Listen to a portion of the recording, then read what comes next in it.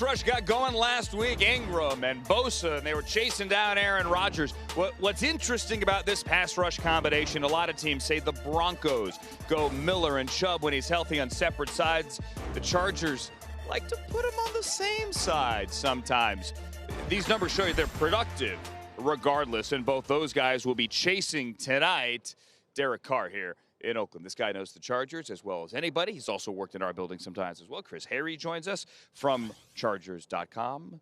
Just from all. He's Mr. Charger here. Mr. Charger. Mr. I don't know about Charger. that. I don't know about that. Well, no. I'm going to give you the new title now. It's a short week, and they say pass rush, among other things, run game travels. Derek Carr, though, regardless of the offensive line issues, and the Raiders certainly have some injuries up front, Derek Carr is getting that ball out quickly. Do the Chargers think they're getting to him tonight? Well, I tell you this, Joey Bosa is playing on a different planet the last 3 games. 5.5 sacks, 10 quarterback hits, and it's no coincidence the Chargers' 3-game losing streak came without Melvin Ingram. So I don't know if there's an offensive line in football that's going to be able to stop a Joey Bosa unless you're getting 2 or 3 guys on him. What did they do last week that caught the Packers so flat-footed?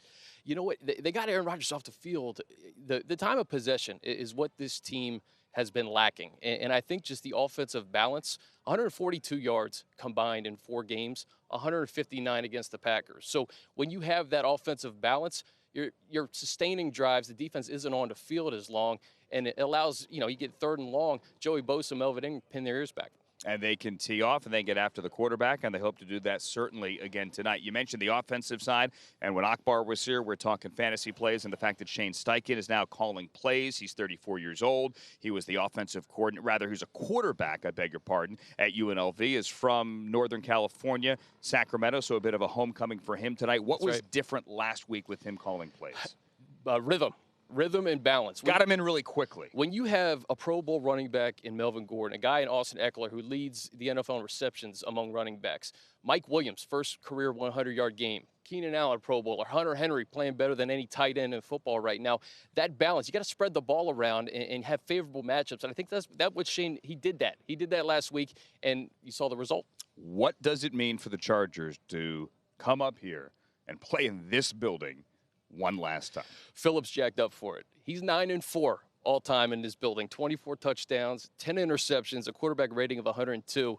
And he's played more games in this stadium than a lot of these Raiders players. So he said what he loves about it, it feels like a high school in-state rival where all this crowd, it's like a high school game, essentially. So Phillip, he's excited for it. Anthony Lynn said he's been hit by a few things here in this building, I think maybe as a player. He said he's jacked up for it as well. Listen, it will be it'll be sad to not see the Chargers up here anymore. The rivalry continues, obviously, when the Raiders go to Las Vegas next year. But Philip Rivers simply said, is the most productive visiting quarterback really ever in this building, and he's going to try to continue that tonight. Chris Hayre from Chargers.com. Thank you, sir. Appreciate it.